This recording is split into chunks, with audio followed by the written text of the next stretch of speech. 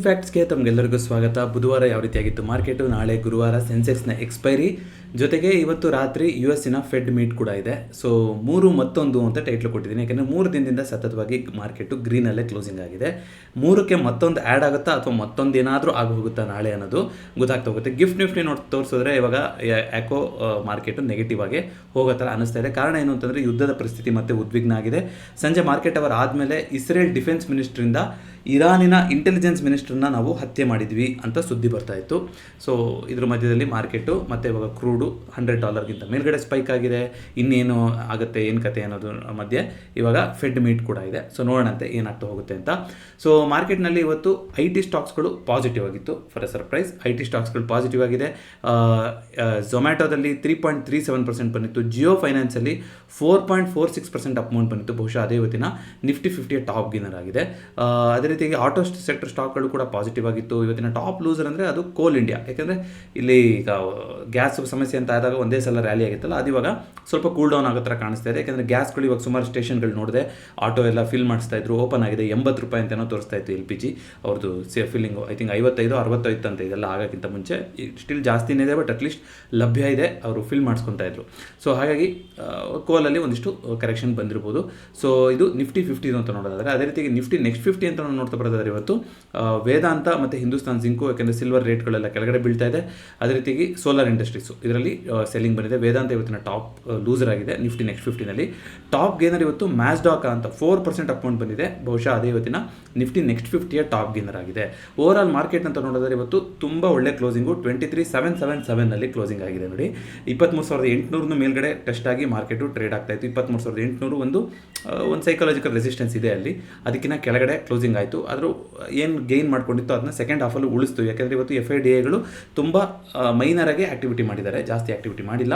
So 23,720 ಜೊತೆಗೆ client ಕೂಡ bullish ಆಗಿದ್ರಲ್ವಾ, so ಅದು ಕೂಡ ಹೆಲ್ಪ್ ಆಗಿರ್ಬೋದು. ಸೊ 196 ಪಾಯಿಂಟ್ಗಳ ಅಪ್ಮೌಂಟ್ ಬಂದು ಅಲ್ಲಿ ಕ್ಲೋಸಿಂಗ್ ಆಗಿದೆ. ವಿಕ್ಸ್ ಇವತ್ತು ಕೂಡ ಡ್ರಾಪ್ ಆಯಿತು, 5% 18ಕ್ಕೆ ಹೋಗಿತ್ತು. ಆದರೆ ಈಗ ನೀವು ನೋಡ್ತಾ ಬರೋದಾದರೆ ಕ್ರೂಡು ಸಂಜೆ ಮೇಲೆ 4%, ಯಾವಾಗ ಇದೆಲ್ಲ ನ್ಯೂಸ್ ಬಂತು ಅಲ್ಲಿ ಇಂಟೆಲಿಜೆನ್ಸ್ ಮಿನಿಸ್ಟ್ರನ್ನೇ ಹತ್ಯೆ ಮಾಡಿದ್ವಿ ಹಾಗೆ ಹೀಗೆ ಅಂತ ಮತ್ತೆ ಕ್ರೂಡ್ ಜಂಪ್ ಆಗಿದೆ. 97-98ಕ್ಕೆಲ್ಲ ಬಂದಿದ್ದಂಥದ್ದು ಡಾಲರ್ಗೆ ಕ್ರೂಡು ಬ್ಯಾರಲ್ಗೆ, ಈಗ ವಾಪಸ್ 104 ಕಡೆಗೆ ಹೋಗಿದೆ. So gift Nifty 200-250 points already negative ಆಗಿ ತೋರಿಸ್ತಾ ಇದೆ. ಬಟ್ ನಾಳೆ ಮಾರ್ಕೆಟ್ ಓಪನ್ ಆಗಲಿ, ಇವತ್ತು ಫೆಡ್ ಇವೆಂಟ್ ಇದೆ, ಅದ್ರ ಮೇಲೆ ಕೂಡ ಮಾರ್ಕೆಟ್ ನಿರ್ಧಾರ ಆಗ್ತಾ ಇರುತ್ತೆ. ನೋಡೋಣ ಫೆಡ್ಡು ಕಮ್ಮಿ ಮಾಡ್ತಾರಾ ಜಾಸ್ತಿ ಮಾಡ್ತಾರಾ, ಅದ್ರ ಮೇಲೆ ರಿಯಾಕ್ಷನ್ಗಳು ಬರ್ತಾ ಹೋಗುತ್ತೆ. ಗೋಲ್ಡ್ ಸಿಲ್ವರ್ ಅಂತೂ ಆಲ್ರೆಡಿ ಫೆಡ್ ಏನು ಸದ್ಯ ಕಮ್ಮಿ ಮಾಡೋದಿಲ್ಲ ಅನ್ನೋ ಥರ ರಿಯಾಕ್ಷನ್ನ ಕೊಡೋ ಥರ ಕಾಣಿಸ್ತಿದೆ. ಯಾಕೆಂದರೆ 3% ಬಿದ್ದಿದೆ ಸಿಲ್ವರು, ಗೋಲ್ಡು ಕೂಡ ಇವತ್ತು ಆಲ್ಮೋಸ್ಟ್ 3% ಬಿದ್ದಿದೆ ಎರಡು ಕೂಡ. ಯಾಕೆಂತಂದರೆ ಇವಾಗ ಇಷ್ಟೆಲ್ಲ ಯುದ್ಧ ನಡೀತಿದೆ, ಇನ್ಫ್ಲೇಷನ್ ಜಾಸ್ತಿ ಆಗ್ತಿದೆ, ಇವಾಗ ಯಾಕೆ ಇಂಟ್ರೆಸ್ಟ್ ರೇಟ್ನ ಕಮ್ಮಿ ಮಾಡೋದು ಅಂತ, ಈ ವರ್ಷನೇ ಕಮ್ಮಿ ಮಾಡೋದಲ್ಲೇ ಇರ್ಬೋದು, ಅಥವಾ ಈ ಥರ ಏನಾದ್ರು ಒಂದು ಹಾಕಿಶ್ ಆಗಿ ಕಾಮೆಂಟ್ರಿನ ಕೊಡ್ಬೋದು ಅಂತ ಈ ರೀತಿಯಾಗಿ ಇದೆ. ಸೊ ನೋಡೋಣ, ಮಾರ್ಕೆಟಿಗೂ ಕೂಡ ಅದು ಇಂಪಾರ್ಟೆಂಟ್ ಆಗ್ತಾ ಹೋಗುತ್ತೆ, ಯಾವ ರೀತಿಯಾಗಿ ಚೇಂಜಸ್ ಆಗ್ತಾ ಹೋಗುತ್ತೆ ಅಂತ ನೋಡೋಣ. ಅದೇ ರೀತಿಯಾಗಿ ಬಿಟ್ಕಾಯಿನು ಇವತ್ತು ಆಲ್ಮೋಸ್ಟ್ 2% ಕರೆಕ್ಷನ್ ಆಗಿ ಈಗ 72,000ಕ್ಕೆ ಬಂದಿದೆ. ನ್ಯಾಚುರಲ್ ಗ್ಯಾಸು ಸ್ಲೈಟಾಗಿ ಪಾಸಿಟಿವ್ ಆಗಿತ್ತು. ಸೊ ಇಂಡಿಯಾದಲ್ಲಿ ಗೋಲ್ಡು ಸಿಲ್ವರ್ ರೇಟು, ಗೋಲ್ಡು 1,50,000 ಹತ್ತತ್ರ ಬರ್ತಾ ಇದೆ, ಸಿಲ್ವರು 2,50,000 ಬ್ರೇಕ್ ಆಗಿಬಿಟ್ಟಿದೆ ಇವಾಗ. ಅದೇ ರೀತಿಯಾಗಿ USD INR ಅಂತ ನೋಡಿದ್ರೆ ಇವತ್ತು ಮತ್ತೊಂದು ಸಾರ್ವಕಾಲಿಕ ಕುಸಿತ ಆಗಿದೆ. ರುಪಿನಲ್ಲಿ $92.86 ತಲುಪಿದೆ ರುಪಿ. ಇದು ಸಾರ್ವಕಾಲಿಕ ದಾಖಲೆ, ಈ ಲೆವೆಲ್ಗೆ ಬಂದು ಇಷ್ಟು ಕನಿಷ್ಠ ಲೆವೆಲಲ್ಲಿ ರುಪಿ ಕ್ಲೋಸಿಂಗ್ ಆಗಿರೋದು. ಸೊ ಇದನ್ನು ಬಿಟ್ಟು ಅಂತ ನಾವು ನೋಡ್ತಾ ಬರೋದಾದರೆ ಇವತ್ತು ಆಪ್ಷನ್ ಚೇನ್ ನೋಡ್ಕೊಂಬರೋಣ. ಐ ಥಿಂಕ್ ಇವತ್ತಿಂದು FIDI ಡೇಟಾ ಅಥವಾ ಕ್ಲೈಂಟ್ ಸೆಂಟಿಮೆಂಟ್ ಇದರಲ್ಲಿ ಅಪ್ಡೇಟ್ ಆಗಿರಲ್ಲ. ಬಟ್ ಸ್ಟಾಕ್ ಮೋಜೋದಲ್ಲಿ ನೋಡೋದಾದರೆ FIIಗಳು ಇವತ್ತು 2,714 ಕೋಟಿನ ಮಾರಿದ್ದಾರೆ, DIಗಳು 3,253 ಕೋಟಿನ ಕೊಂಡ್ಕೊಂಡಿದ್ದಾರೆ. ಸೊ ಓವರಾಲ್ ಇವತ್ತಿನ ನಿಫ್ಟಿದು ಯಾವ ರೀತಿ ಇದೆ ಅಂತ ನೋಡೋಣ. ನಿಫ್ಟಿದು ಇನ್ನು ಮುಂದಿನ ಮಂಗಳವಾರ 24 ಮಾರ್ಚಿಗೆ ಇರುವಂಥದ್ದು. ಬಟ್ ನೋಡ್ತಾ ಬರೋದಾದರೆ ಇವತ್ತು 23,700 ಇವಾಗ ಮ್ಯಾಕ್ಸ್ ಪೇನ್ ಸದ್ಯಕ್ಕೆ ಕಾಣಿಸ್ತಾ ಇದೆ ಇಲ್ಲಿ ಅಂತ. ಬಟ್ ಇದು ತುಂಬ ಚೇಂಜಸ್ ಆಗಬೇಕು. ಸದ್ಯಕ್ಕೆ ಸ್ಟ್ರಾಂಗ್ ಸಪೋರ್ಟ್ ಅಂದರೆ 23,500 ಹತ್ತಿರ ಬಿಲ್ಡಪ್ ಆಗಿದೆ.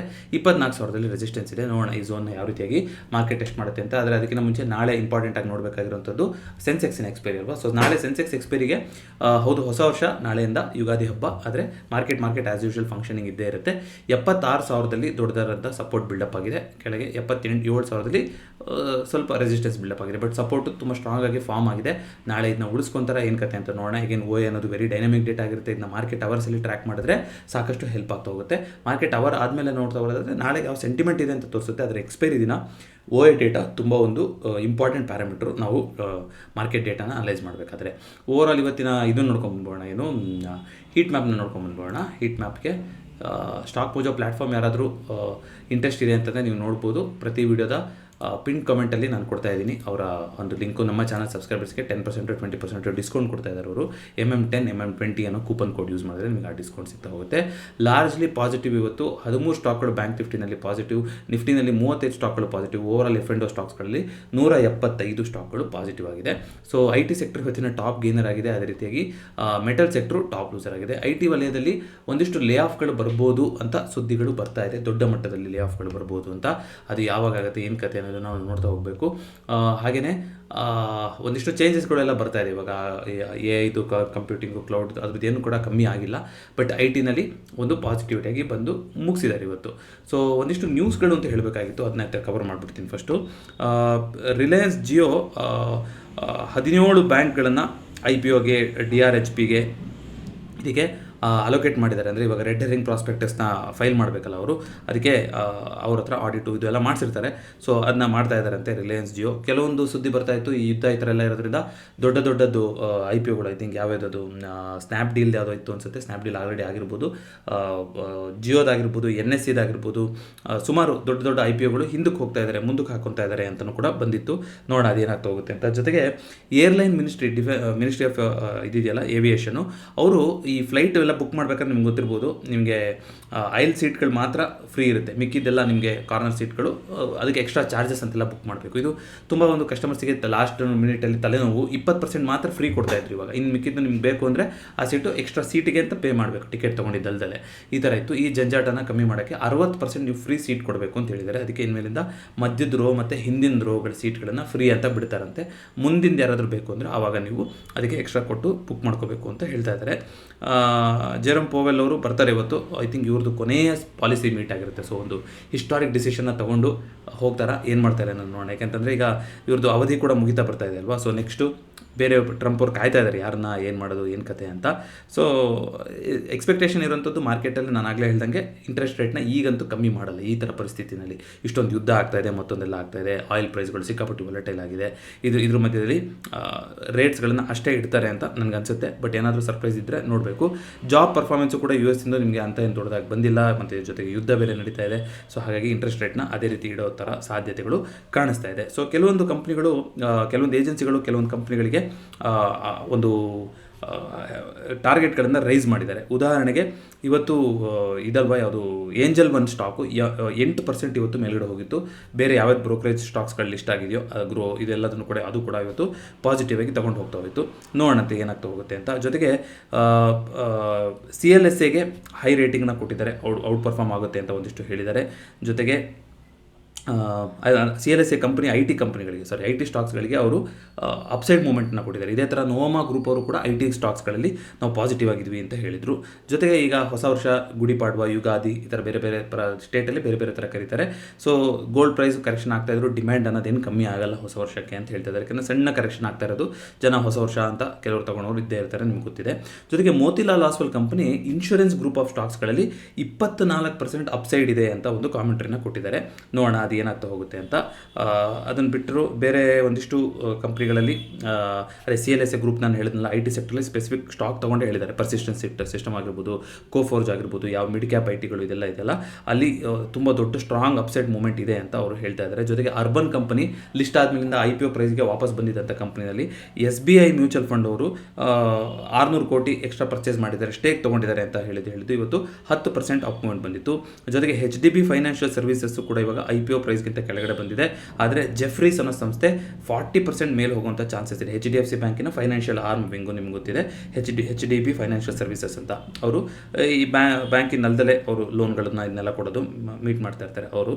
ಅದೇ ರೀತಿಯಾಗಿ BEL FY26 ಏನು ಗೈಡ್ಲೈನ್ಸ್ ಇಟ್ಕೊಂಡಿದ್ರು, 27,000 ಕೋಟಿ ಆರ್ಡರ್ಗಳನ್ನು ತೊಗೊಂಡಿದ್ವಿ ಅಂತ ಅದನ್ನ ಮೀಟ್ ಮಾಡಿದ್ದಾರೆ. ಗೋಲ್ಡ್ಮನ್ ಸ್ಯಾಕ್ಸ್ ಅವರು 470 ಟಾರ್ಗೆಟ್ನ ಕೊಟ್ಟಿದ್ದಾರೆ BEL, ಅಲ್ಲಿಗೆ ಹೋಗಿದೆ ಅಂತ. ಯಾಕೆ ಇದನ್ನೆಲ್ಲ ಹೇಳ್ತಾ ಇದ್ದೀನಿ ಅಂದರೆ, ಸುಮಾರು ಸ್ಟಾಕ್ಗಳಲ್ಲಿ ಒಂದಿಷ್ಟು ಇವಾಗ ಪಾಸಿಟಿವಿಟಿ ಅಂದರೆ ಪಾಸಿಟಿವ್ ಸೆಂಟಿಮೆಂಟ್ ತೋರಿಸಿರುವಂಥದ್ದು, ಬೈಯಿಂಗ್ ಆಪರ್ಚುನಿಟಿ ಇದೆ ಅಂತ ಹೇಳ್ತಿರುವಂಥದ್ದು, ಇದನ್ನೆಲ್ಲ ಏಜೆನ್ಸಿಗಳು ವ್ಯಕ್ತಪಡಿಸ್ತಾ ಇದ್ದಾವೆ. ಆದರೆ ಮಾರ್ಕೆಟು ಈಗ ಇಲ್ಲಿಂದ ವಾಪಸ್ ಫುಲ್ ರ್ಯಾಲಿಯಾಗಿ ಹೊರಟೋಗುತ್ತಾ ಅಥವಾ ಇನ್ನೂ ಕೂಡ ಸಿಚುವೇಶನ್ ಏನಿದೆ ಅನ್ನೋದು ನಿಮಗೆ ಉತ್ತರಿಸ್ತಾ ಕೊಡ್ತಾ ಹೋಗುತ್ತೆ. ಬಟ್ ಇವತ್ತು ಬಂದಿರೋಂಥದ್ದು ಒಳ್ಳೆ ಕ್ಲೋಸಿಂಗ್ಗೆ ಖಂಡಿತವಾಗ್ಲೂ. ಆದರೆ ಇವತ್ತು ಇವೆಂಟ್ ಡೇ ಆಗಿರೋದ್ರಿಂದ ನಾಳೆ ಮಾರ್ಕೆಟ್ ಅದಕ್ಕೆ ರಿಯಾಕ್ಟ್ ಮಾಡಲೇಬೇಕು. ಜೊತೆಗೆ ಸೆನ್ಸೆಕ್ಸ್ ಎಕ್ಸ್ಪೈರಿ ಕೂಡ. ಸೊ ಗಿಫ್ಟ್ ನಿಫ್ಟಿ ಆಲ್ರೆಡಿ ಒಂದು ಇಂಡಿಕೇಶನ್ ಕೊಡ್ತಾ ಇದೆ. ಆಯಿಲ್ ರೇಟು ಇವಾಗ ಎಲ್ಲದಕ್ಕಿಂತ important date oil rate. So oil rate ಹೇಗೆ ಹೋಗ್ತಾ ಇರುತ್ತೋ ಅದೇ ಥರ ಮಾರ್ಕೆಟ್ ಕೂಡ ರಿಯಾಕ್ಟ್ ಮಾಡ್ತಾ ಹೋಗುತ್ತೆ. 195, 90 ಈ ಕಡೆಗೆ ಕೆಳಗಡೆ ಬರ್ತಾ ಹೋಯಿತು ಅಂದರೆ ಮಾರ್ಕೆಟಿಗೆ ಅದು ಪಾಸಿಟಿವ್ ನ್ಯೂಸ್. ಆಯಿಲ್ ಜಾಸ್ತಿ ಮೇಲ್ಗಡೆ ಹೋಗ್ತಾ ಇದೆ ಅಂತಂದರೆ ಅದು ಮಾರ್ಕೆಟು ಪಾಸಿಟಿವ್ ಆಗಿ ತಗೊಳಕ್ಕೆ ಆಗೋದಿಲ್ಲ. ಅದನ್ನು ಗಮನದಲ್ಲಿ ಇಟ್ಕೊಂಡು ಟ್ರೇಡನ್ನು ಮಾಡೋಣಂತೆ. ಜೊತೆಗೆ ನಾಳೆ ಹೊಸ ವರ್ಷ ಯುಗಾದಿ, ಎಲ್ಲರಿಗೂ ಇವಾಗಲೇ ಯುಗಾದಿಯ ಹೊಸ ವರ್ಷದ ಹಾರ್ದಿಕ ಶುಭಾಶಯಗಳು. ಈ ಸಂವತ್ಸರದ ಹೆಸರು ನೋಡಿ ಪರಾಭವ ಅಂತಿದೆ. ಯಾರಿಗಾರು ಪರಾಭವ ಆಗಿ ಎಲ್ಲ ಈಗಲೇ ಬೇಗ ಸುಖಾಂತ್ಯ ಆಗಲಿ ಇದೆಲ್ಲ ಅಂತ ಕೇಳ್ಕೊಳ್ಳೋಣ. ಒಂದು ಒಳ್ಳೆ ರೀತಿಯಲ್ಲಿ ಅಗ್ರಿಮೆಂಟ್ ಆಗಲಿ ಅಂತ. ಅದೊಂಥರ ಹೋಪ್ ಅಲ್ವಾ. ಏನಿಲ್ಲ ಅಂತಂದು ಜನ ಏನು ಮಾಡ್ತಾರೋ ಏನು ಕಥೆನೋ ಗೊತ್ತಿಲ್ಲ, ಆದರೆ ಹೋಪನ್ನು ಕಳ್ಕೊಬಾರ್ದಂತೆ ಮನುಷ್ಯ. ಯಾವತ್ತೂ ಒಂದು ಒಳ್ಳೇದಾಗ್ಬೋದೇನೋ, ಏನೋ ಒಂದು ಆಗ್ಬೋದೇನೋ ಅಂತಲೇ ಒಂದು ಆಶಾಭಾವನೆ ಇಟ್ಕೋಬೇಕು ಅಂತ ಹೇಳ್ತಾರೆ. ಅದೇ ನಮ್ಮ ಹಬ್ಬಗಳು ಕೂಡ ಸಾರುವಂಥದ್ದು. ಸೊ ನಾಳೆ ಆ್ಯಸ್ ಯೂಶುವಲ್ ನೋಡೋಣ ಮಾರ್ಕೆಟ್ ಯಾವ ರೀತಿಯಾಗಿ ರಿಯಾಕ್ಟ್ ಮಾಡುತ್ತೆ.